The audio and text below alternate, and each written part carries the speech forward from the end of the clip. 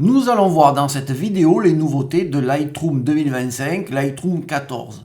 Voilà, je viens de lancer Lightroom classique. Auparavant, j'ai fait la mise à jour sur la Creative Cloud de cette version. Donc, on passe en 14.0. Et là, il nous indique qu'il faut mettre à niveau notre catalogue.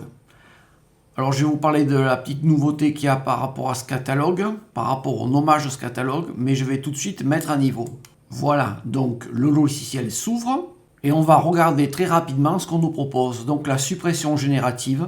Alors maintenant, c'est une amélioration. La suppression générative avec détection des objets améliorés en arrière-plan, des distractions, etc. Il y a aussi une mise à jour pour les images HDR. On pourra ici dans le content credential mettre des données personnelles afin de pouvoir justement éventuellement mettre votre signature numérique, prise en charge en mode connecté Nikon, les performances dans le module développement, la gestion des aperçus, etc. Donc je vais fermer. Donc je vais maintenant chercher une image dans mon catalogue.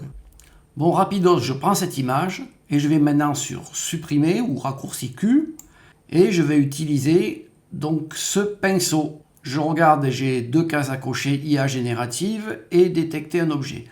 Je vais me mettre à 33% pour mieux voir et je vais monter ici et je vais partir sur le principe que je vais enlever ça. Je vais venir peindre. Donc il suffit de faire le contour et il va détecter automatiquement l'objet, en tout cas là les personnes. Voilà, donc là j'ai un petit bout qui manque. Ce que je vais faire, je vais soustraire et je vais enlever ce petit bout là. Je vais aussi un peu enlever là. C'est pas parfait, ça va peut-être s'améliorer. Voilà, et donc ici je vais cliquer sur ajouter et je vais rajouter ce pied. Voilà, et maintenant je vais cliquer sur supprimer basé sur l'IA. Donc c'est le module de Firefly. Voilà, c'est vraiment pas mal du tout. Alors j'ai trois possibilités, trois variantes. Je vais cliquer là. Première, celle-là, la seconde elle est moins bien.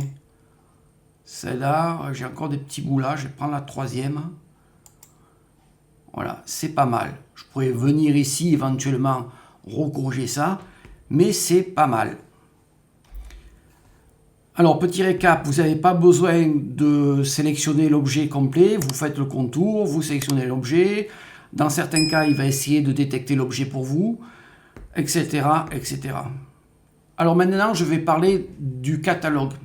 Les catalogues, normalement, ils s'affichaient quand on changeait de version avec la version, par exemple, Lightroom Catalogue-version 13, Lightroom Catalogue-version 13.3, etc. Maintenant, vous allez dans Fichier, ici, il y a un nouveau menu, renommer le catalogue, et là, vous avez donc la possibilité d'avoir le nom que vous voulez. Vous pouvez renommer le catalogue, il n'y aura plus de versionning, de gestion de version, etc.